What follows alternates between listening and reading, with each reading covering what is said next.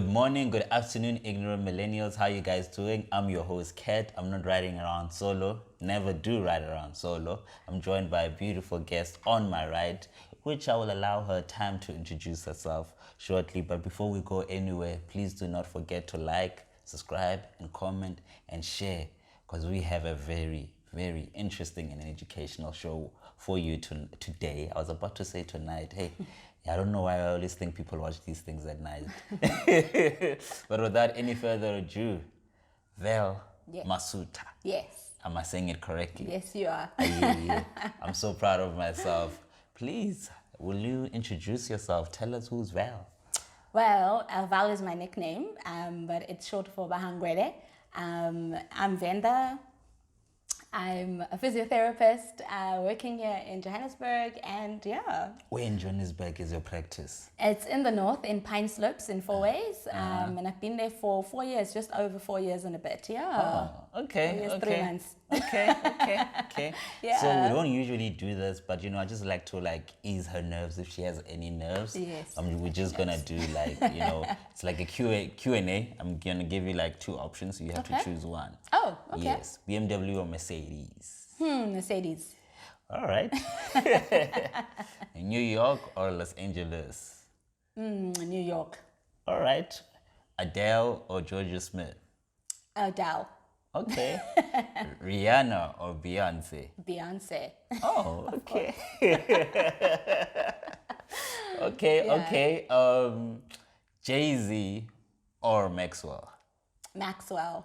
Okay. I think people just got some insights into your personality and what you like. That was the whole point of this Q&A. But without any further ado, ladies and gentlemen, the reason why we have Val today is to discuss the career and path of becoming a physiotherapist. I always thought they were doctors, but she says they're not doctors. No. But we'll get into that as to why she says they're not doctors. I thought everybody who specializes in some sort of healing or treatment is a doctor. I mean, we have traditional doctors, but anyway. Yeah.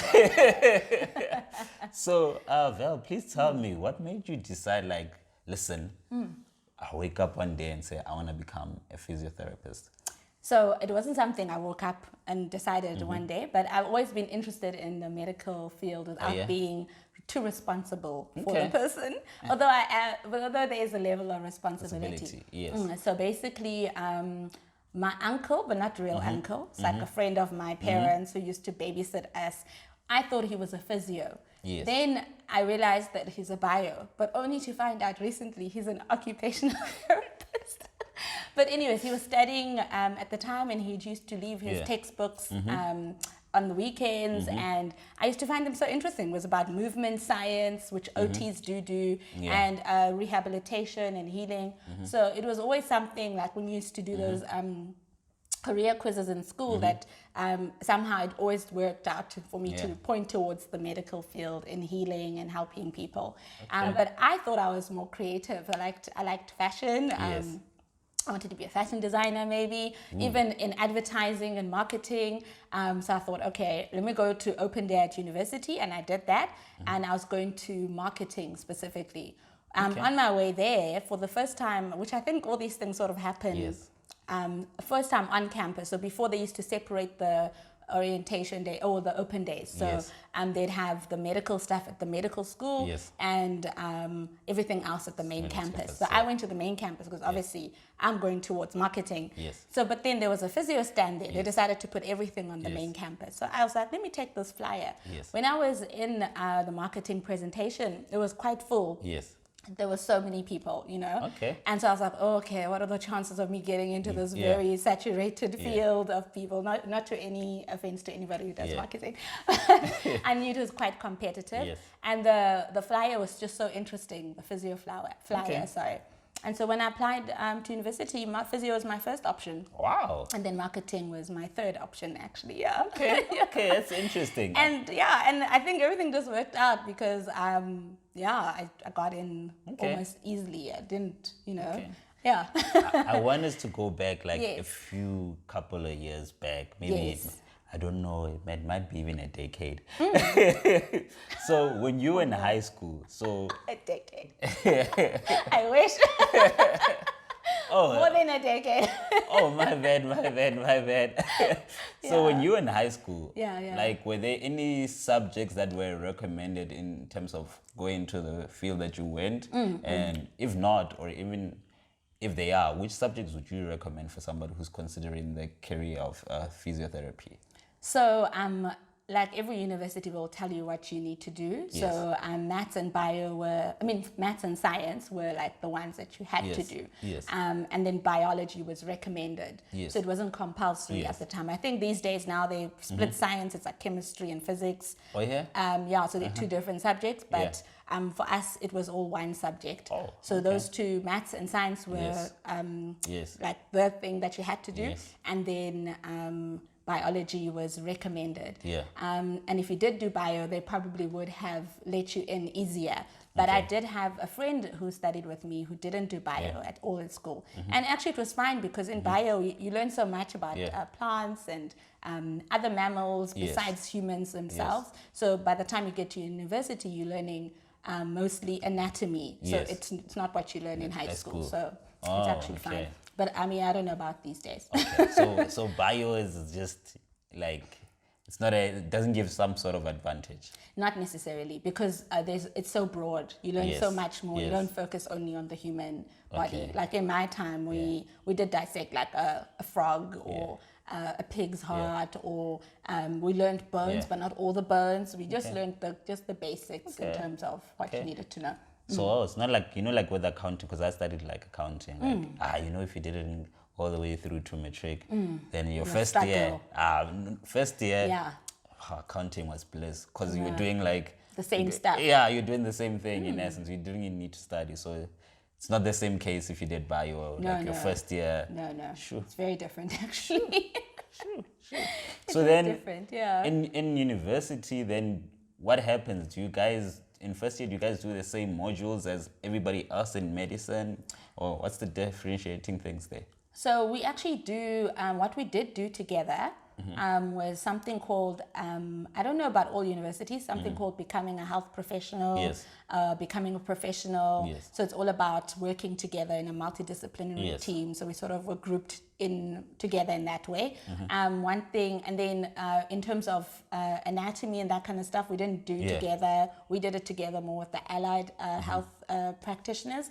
So with the speech therapists, the occupational therapists, the audiologists, we did anatomy together as a class, you know. And then we also did psychology together. I think that's one thing we did together. But that we did with other students who were doing psychology as their major. We just did the first year of it. As a course. Okay, so some psychology, interesting. We're working with people. We got to know them. We got to understand them. So we had to do psychology, Okay. So then, like, which university did you go to? University of Cape Town. Oh, that's interesting. And how would you like qualify that experience for somebody? Would you recommend that they go to University of Cape Town? I'll always say yes, because that's where I started my career. That's where I learned everything that I sort of know today. So I would definitely always recommend it. So do you guys have like that thing that, like, I don't know, within your field where it's like, these ones from the UCT graduates are the best, or the VEDS graduates or the UP? Do you guys have that? I think there is, obviously, in hospitals, you know, but at the end of the day, we're all trying to treat people. So the basic foundation is all the same, you know, in terms of how we treat people, our goal at the end of the day. So we work together quite well.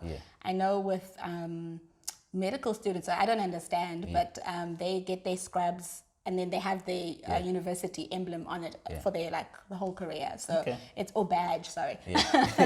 And so it's always quite interesting that you'll see that this doctor studied at this university. And I wonder if that actually makes them get treated differently. I should ask some of my friends, you know? Yeah, because I can tell you from a patient perspective, like, when I see that, like, okay, Dr. Mangbang or physiotherapy studied this particular thing, that, like, changes my perception of the person. Like, do I go to this one and whatever? Like, if they studied at a university that, like, just started like 5 years ago, I'll be like, nah, and so forth. Speaking of which, I don't know, is it the same with you guys? Because I know with like proper medical doctors, right, you have to have like when they're usually like in the practice whatever thing where they write Dr. Mang, MC, whatever, right? Yes, then they yes. write the university. Is that a Yes. requirement?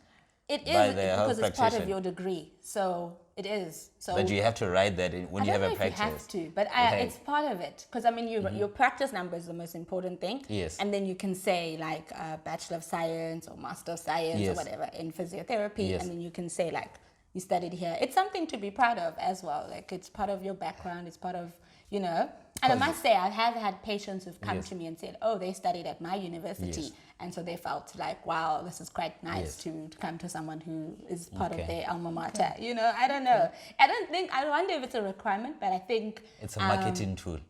it might be marketing too, but it might actually be something that's part of our Health Professions Council that we have to list where we studied, Yes. where we got our degree. It's part Yes. of our qualification. Yes. Because people, you don't want to just go to somebody who you Then, don't know yeah. where they studied, if Yes. they even did study, Yes. if their degree's fake or real. No, 100%, You know? 100%, 100%. That makes Yeah, sense. That yeah, makes yeah. sense. Okay, then take me like through your journey through university.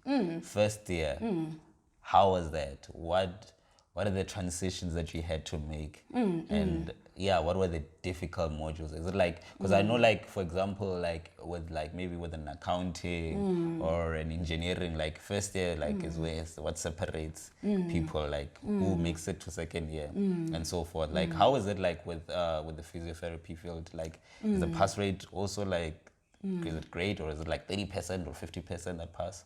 Oh no, the pass rate is quite great. It is Yes. quite great. And I think the first and second year is more sort of academic. Yes.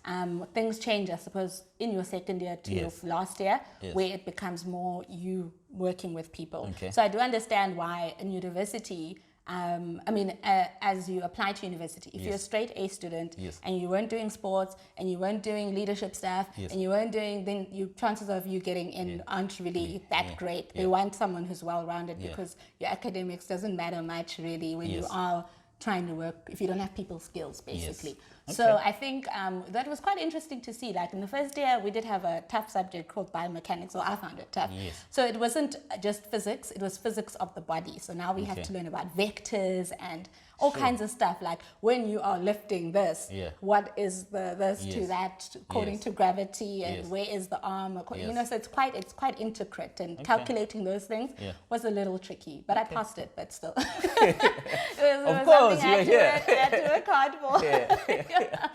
Okay. Yeah. Okay. So then how long is the journey? Like, is it like 4 years or 3 years? No, it's 4 years, including a year of honors, which Okay. is your final year.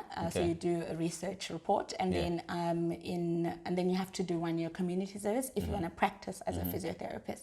So if you don't do that year of community service, I don't know how long they give you to do Yeah. it. So some people might take a gap year or whatever and then come back. If you don't do that year of community service, you can't practice in our country, anyways, Yeah. as a physiotherapist. Okay. So is that why you guys are not called doctors? No. 'Cause, Well, a doctor itself is a profession alone. To be a Yes. doctor, physio Yes. itself is to be a physio. Okay. That we are called physiotherapists Okay. because we study physiotherapy. They Okay. study to be doctors, medical doctors. So yeah. So if I want to be a doctor, I Yes. have to do a PhD. Oh, okay. So Yeah. then if I've seen somebody who's a physiotherapist and they call themselves doctor, Yes. whoever, it means they went They've the done full way. exactly. Oh, They've done a okay. PhD. Yes. Okay.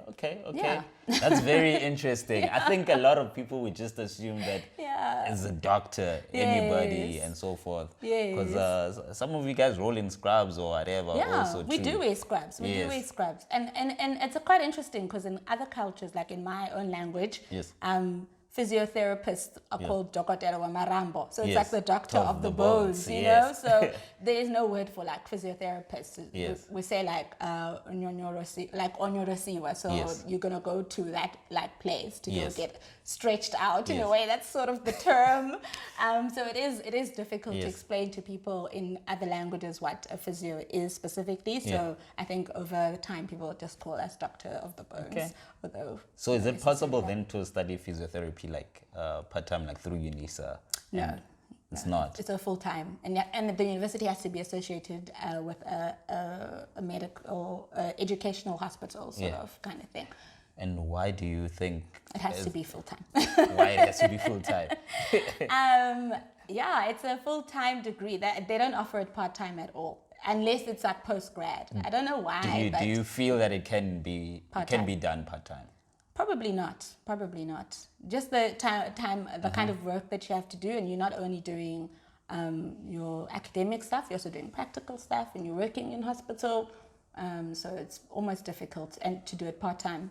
Yeah. But there's engineering. They also have practical. They also have cumbersome work. But I don't know about the engineering field. I'm not in the engineering field, but I know you can't do it part-time. Okay. You can work in other jobs part-time in your own spare time. Yeah. But the degree itself is a full-time degree. Okay.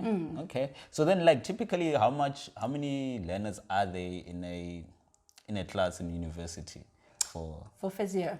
So so in my class, I think at the time it's a small group. I think we're about 60 or 50 people in for first year.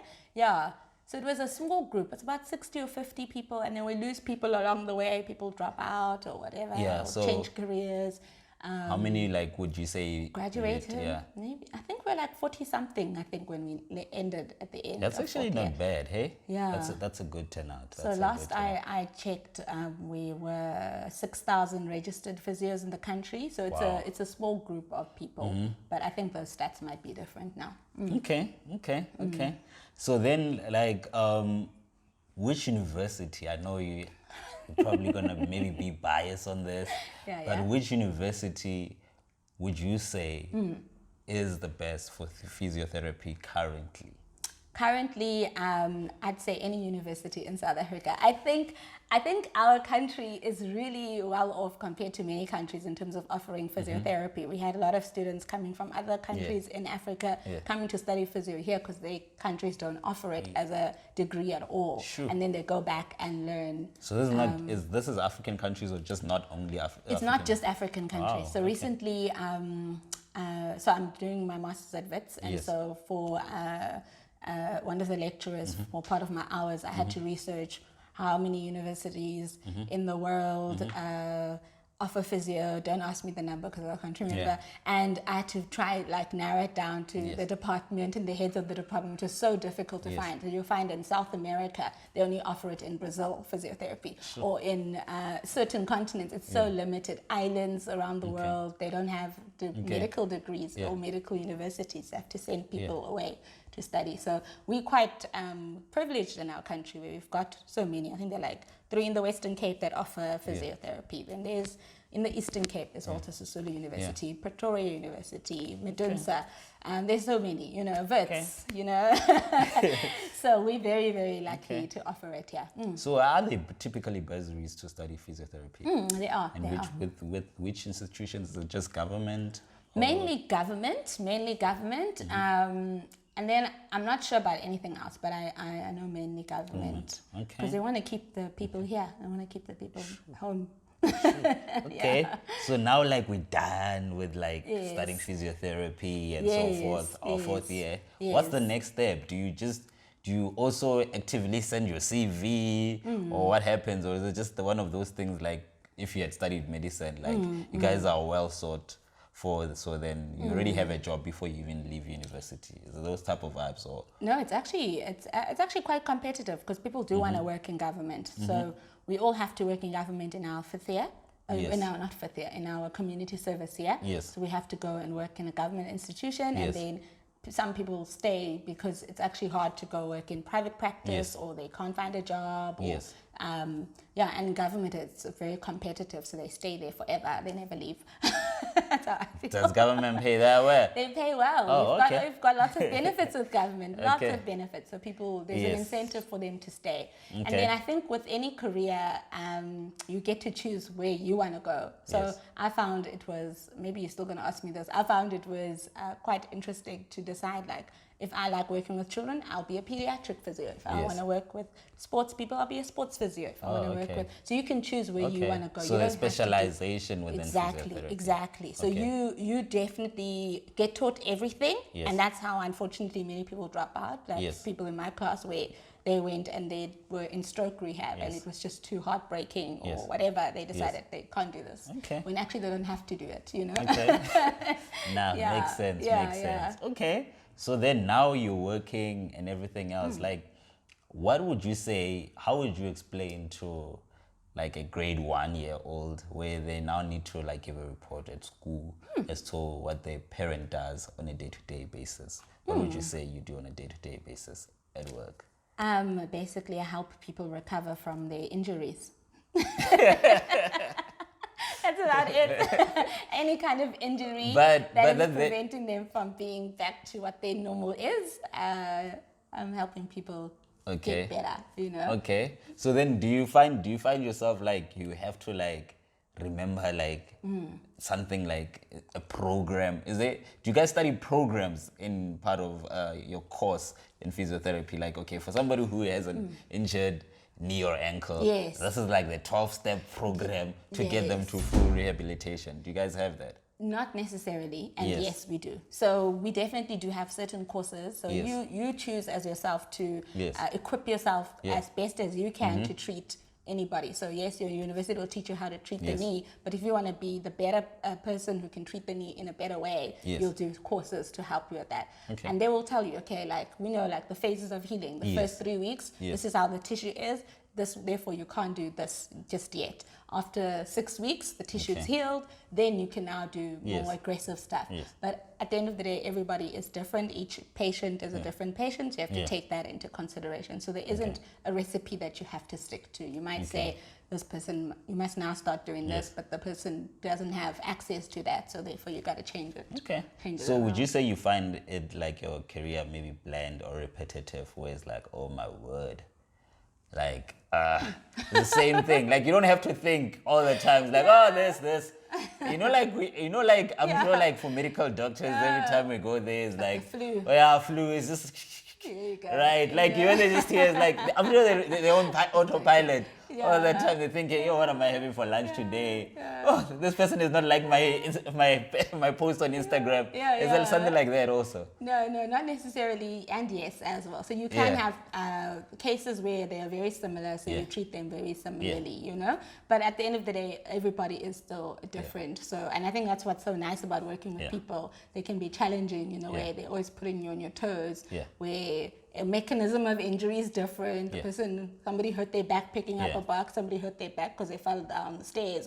So then those things make everything different in that way. So it's quite nice. Like, do you find that like exciting? Like, yes. And so forth. Yes. Damn, one man's misery is another man's happiness. So yes. Okay, so speaking of that, like what has like been like the most exciting moment in your career or injury that you're like, oh my word, this one's gonna be like, woo, you wanna this one, if I kill it, I can probably even write a book or whatever. Oh, goodness me. What could be the most interesting thing?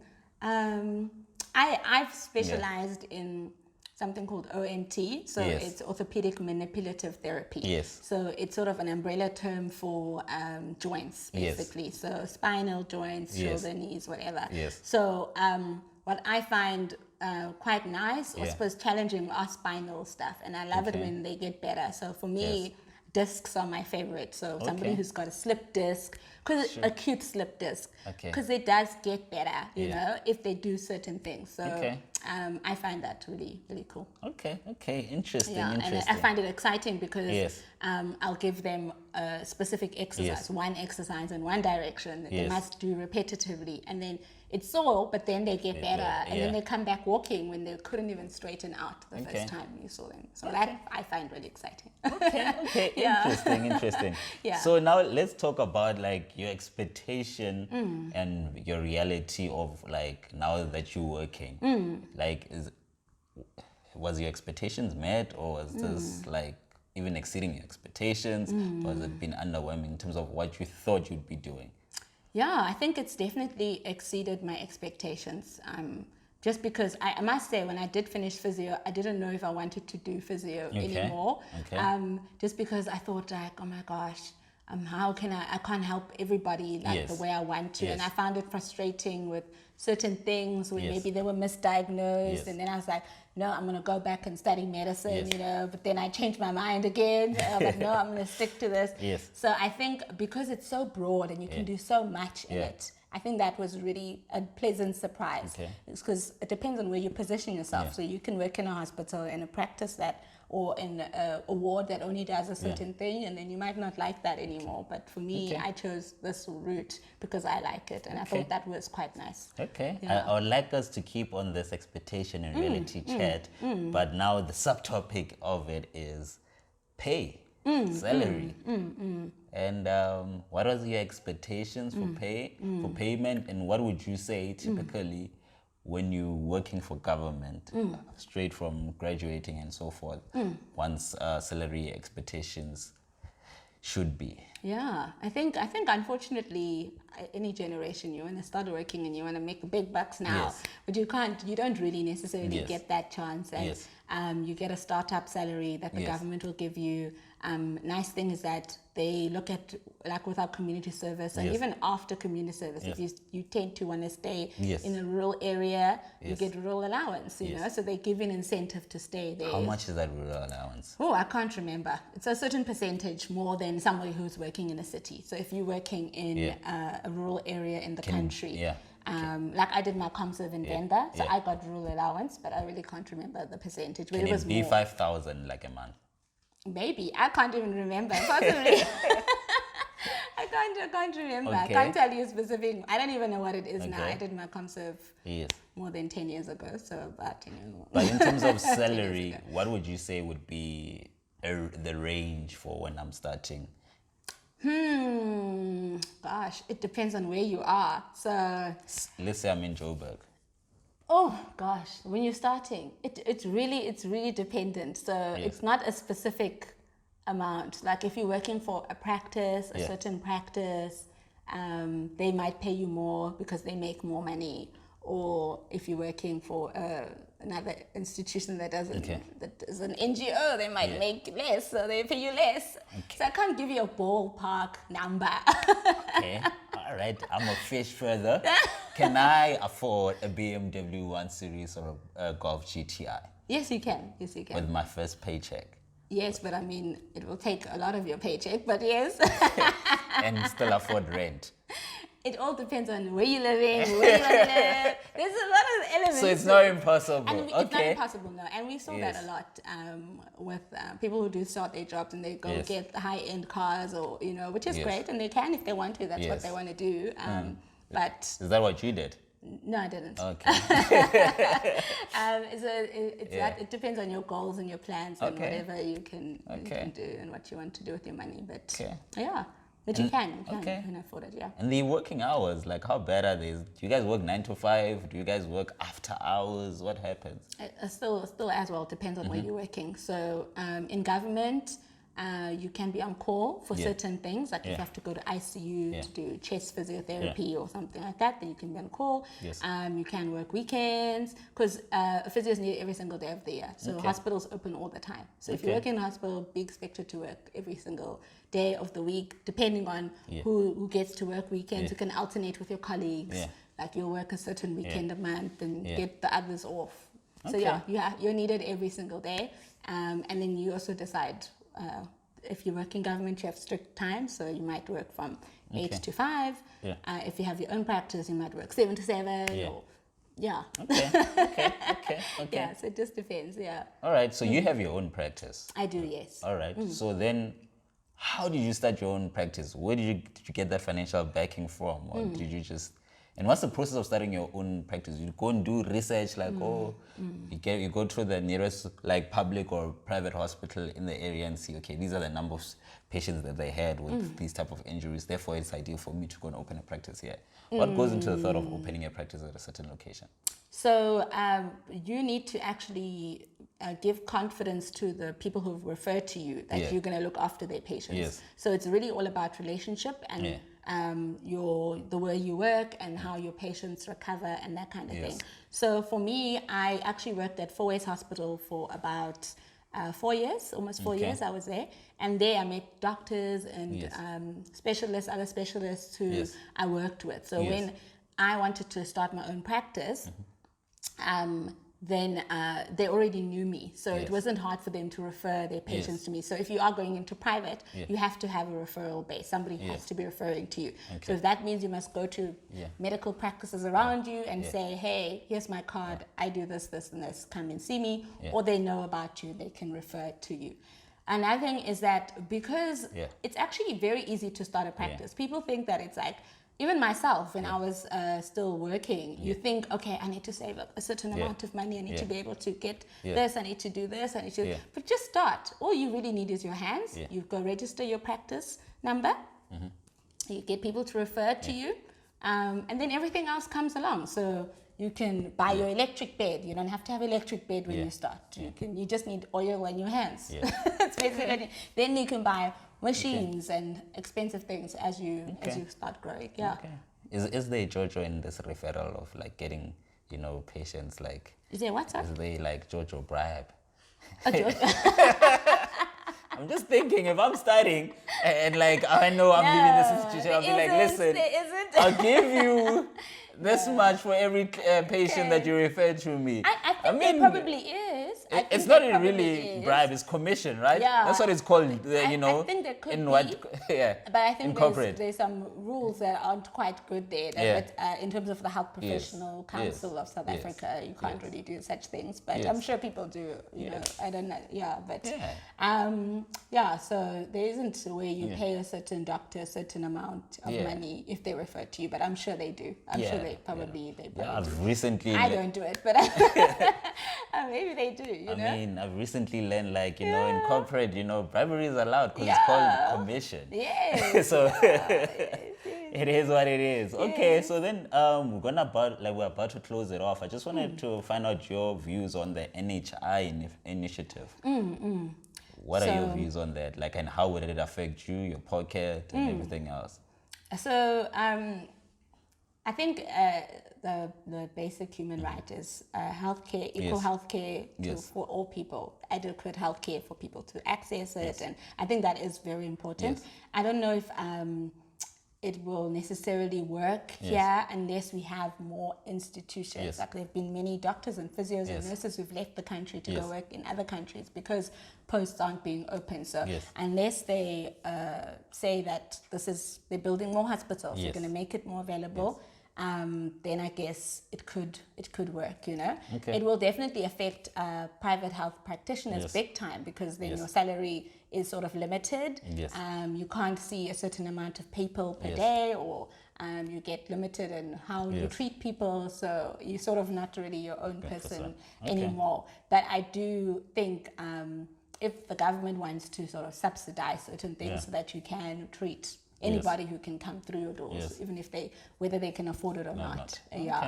Okay, no, that makes sense. That makes sense. I don't know. I mean, we look at other countries where, like the UK, they have the NHS system, but I'm not saying anything bad about their system or anything, but I know it is frustrating. It's the same as our government system where if I want to treat someone who's just had knee surgery, like now, unfortunately I can't see them again in 3 months' time because we just don't have enough physios, or we've got too many patients to see in that time to follow up easily. Have you ever felt like you failed a patient?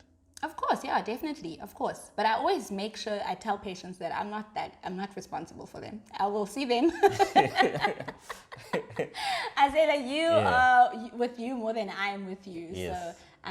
So yeah, of course, we have patients who just don't get better, or they take very long to get better. And I think that's why you have to I tell patients like how long your injury will take to heal. I give them the longest time, so they don't expect themselves to get up and get going almost immediately. It takes time. Have you given up on a patient and be like not because you felt they were not doing effort, you're like, dude, I don't have the patience for you, But obviously maybe you don't translate it and saying I don't have the patience for you. But So I do have patients who obviously are frustrated, but luckily that's why there are specialists around, and you will tell them like, listen, like a patient I have recently, she twisted her ankle quite badly, and she saw Yeah. a doctor, and then they referred her to come and see me, or physio, any physio.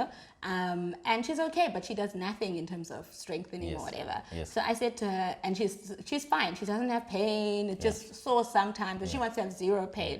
And this is maybe her 4th month in terms of her injury. Yeah. But it takes about 18 months for tissue to heal completely. So all I can say to her is like, she must go to the orthopedic surgeon, and he can tell her to be more patient, because sometimes they won't listen to you specifically, but if you send them to a specialist, then they'll most likely be okay, and say, okay, fine, I'll wait a bit longer, you know. Okay. Yeah. Definitely. So just to close it up, we just wanted to find out, you know, the typical cliche question. What like inspiring or words would you have for somebody who's aspiring rather to become a physiotherapist, and any other thing that you feel we left out you want to touch on? Yeah, I think they must just push on, hey? Your dreams are valid. You can do anything you want to do if you want to. There's so much support around it now.